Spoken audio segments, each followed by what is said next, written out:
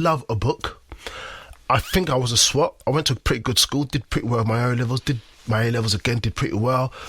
As you can see from my bio, pretty well educated. But Brixton Library, Tate Library, that's where I went and passed all my exams, even up until my chartered and my current coaching accreditations.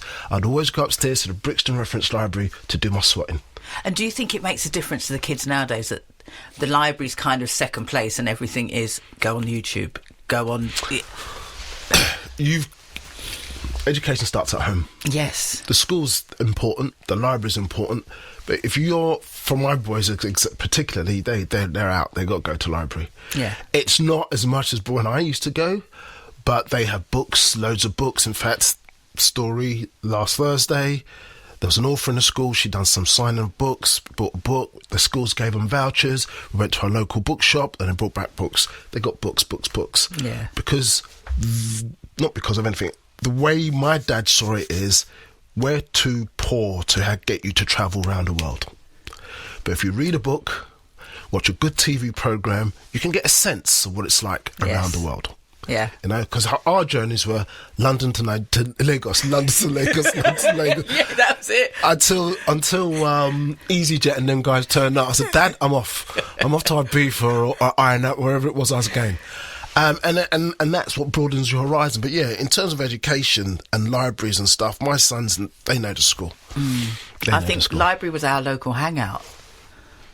My dad, where are you going to the library? I'm a big advocate of libraries. That's why the first black-led business forum that we did in Lewisham was done in partnership with the libraries. And we're doing a Women's Ambassadors event every quarter, again, using the libraries. The schools, I've been a school governor, again, trying to get us into libraries. If ever I had the money, and if ever the Brixton Tate or one of my libraries was to fall into wreck and ruin, I'd be the first one on it. If I haven't got the money, I'll get on my bike and do a sponsored ride or something. Because the libraries are there was a point when they were trying to close the libraries down, weren't they? They did one down in Southwark, Carnegie Way or Carnegie Library. They closed it, and it's still closed. It's not been used. Yeah, it's a shame. It is a shame. I love my library.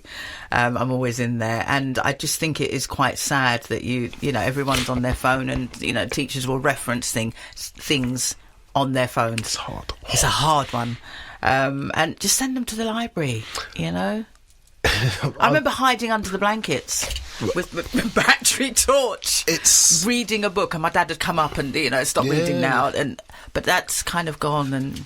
But what we need to do is embrace the change, but then manage it. So you talk about discipline. Yes. These things happen is how you manage it. Change is change. If you don't change, you're going to stand still and wither away and die. So with the change that happens, you need to embrace it and see how you can make it to your advantage. So libraries now aren't just books and books. There's records in there, CDs, there's consoles, there's reading rooms, there's quiet rooms, there's activity rooms, there's cafes in some, but so they will move with the times. But I still think it's that place for real engagement in culture and community and learning. That's what I believe.